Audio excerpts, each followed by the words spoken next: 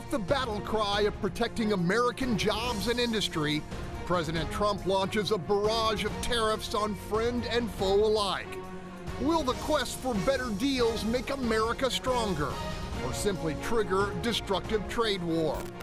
In the Lone Star State, where the grief of Santa Fe is still fresh, the governor delivers options to make schools safer.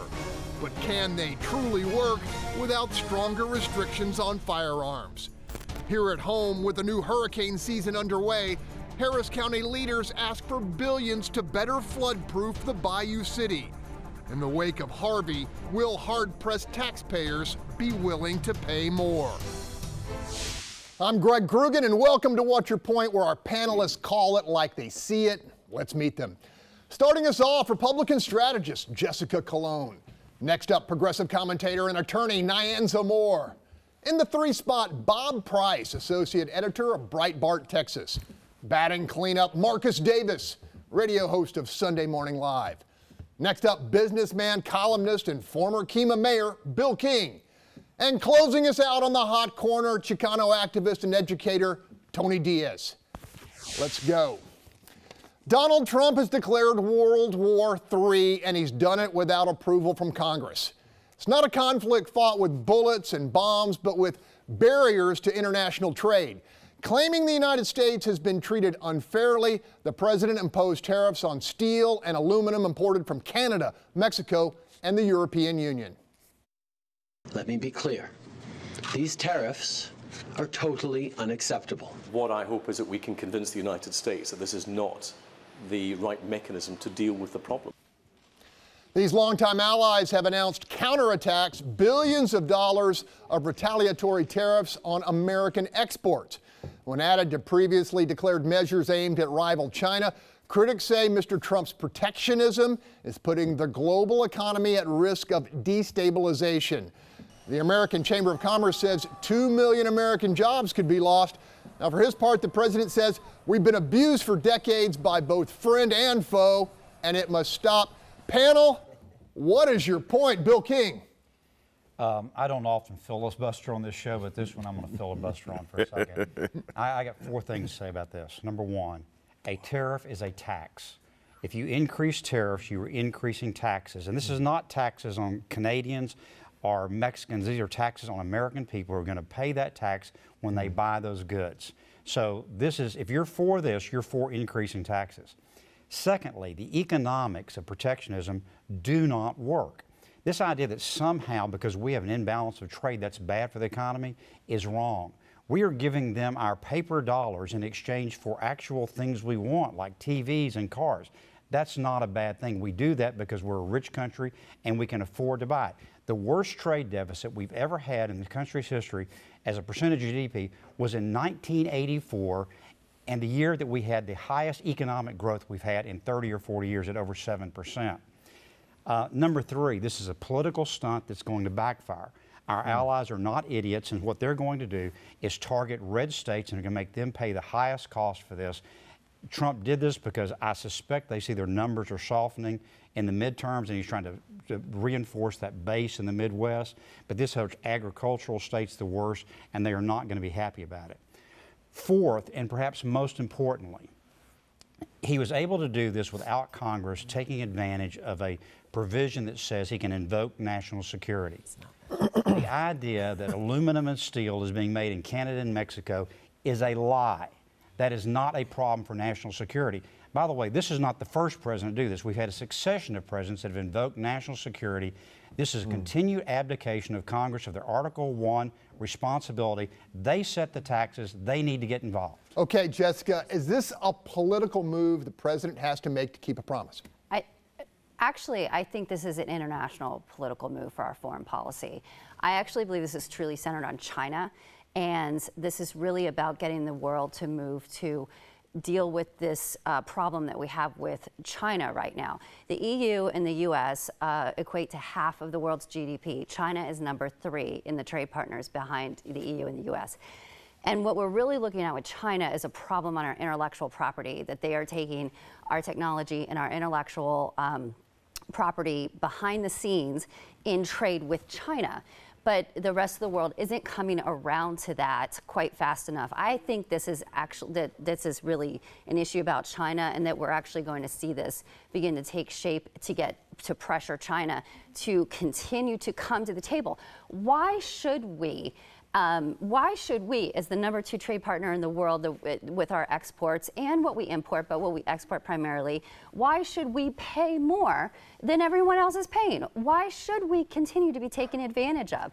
This is a political move by the president to get this focus on China and get the world in alignment with this. Okay, ban on all filibusters from here on out. There's no need for filibuster because it's quite simple. We're not having a battle with China right now.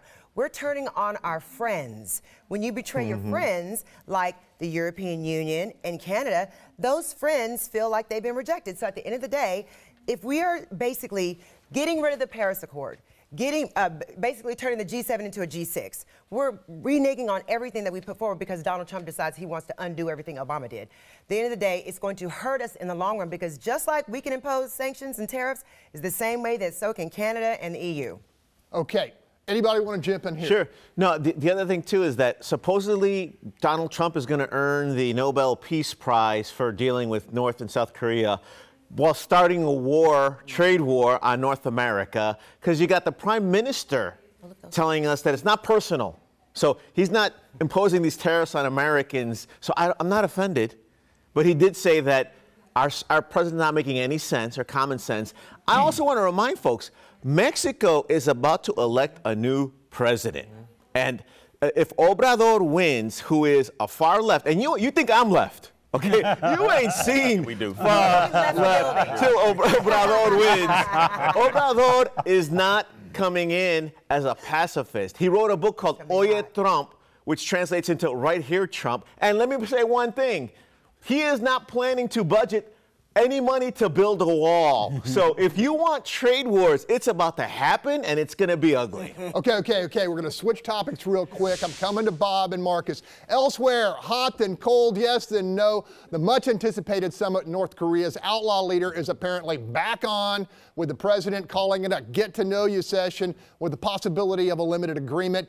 But this morning, we're learning it may cost us. According to the Washington Post, the North Korean delegation may not have the money to stay in Singapore for the summit, so American taxpayers may be picking up the tab. Panel, what are the odds of anything worthwhile emerging from this meeting? And you can go back to trade war too. I'll go to Bob. I don't care who pays the hotel bill. Let's get them there and have the meeting. I think the fact that this is back on shows that the president is negotiating from a position of strength. He pulled out of the deal and made them crawl back to the table and say, we're going to have our meeting here. All of this trade war stuff is Jessica's right. It's about putting pressure on China on a lot of fronts, on the trade issue and on China is the only people that can force North Korea's hand. And for the president to put pressure on China, we're seeing that resulting in North Korea coming to the table. Marcus, locked and loaded. What do you want to talk about? As an American citizen, I am extremely hopeful that something positive comes from this negotiation with North Korea. I can't help but hope for something great coming forward. However, I do hear Kim Jong-un telling his country, we're going to build a great nation and America's going to pay for it. Like they're going to pay for our hotel, they're going to pay for our drinks, they're going to pay for our meals, the whole shebang, and we're going to kick into Singapore on the American taxpayer dollar. Here's the thing about the tariff. If this is about China, then why are we going after Mexico? If this is about China, why are we going after Europe? That makes absolutely no sense to me that we're talking about this is about China, except we're taxing our friends and our neighbors. We're taxing the American people. And as my friend Bill said, it's the American people that are being taxed. And here's the thing that we have to pay attention to. When I walk into my supplier's office and they tell me already a month ago that there's been an increase in product and expect one coming soon, even higher, as a result of the projected tariffs and the actual tariffs that are taking place. People are hurting on the ground right here in the United States of America, particularly agricultural, but also the small businesses that use the agriculture that our nation produces. Okay, the ramifications for Houston, the Bayou City, a port city, gotta be much greater than any other city or anywhere else in the country. Yeah, this is very unfriendly to Houston and to Texas. And by the way, on top of that, Trump also ordered Perry to do all he could to save the coal industry this week, which, by the way, guess what competes with coal? Natural gas, Look, I cannot understand how we think it's going to hurt these other countries to raise taxes on Americans. Let's raise our taxes to hurt the Canadians or the European or the Chinese. It's ridiculous.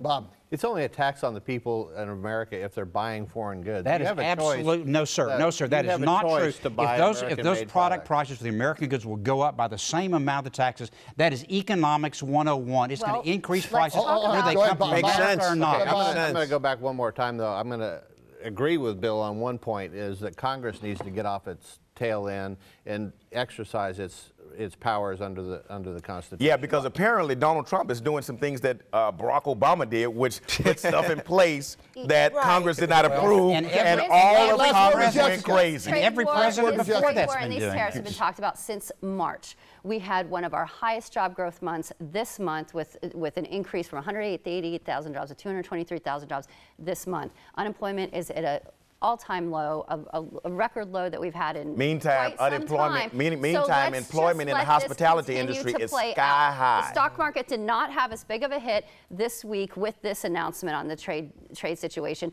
than it did when it originally came out. We're going to watch it closely. When we come back, after bloodshed in Santa Fe, the governor delivers a plan to make our schools safer. But will state lawmakers muster the political will to better protect our kids? Stay with us.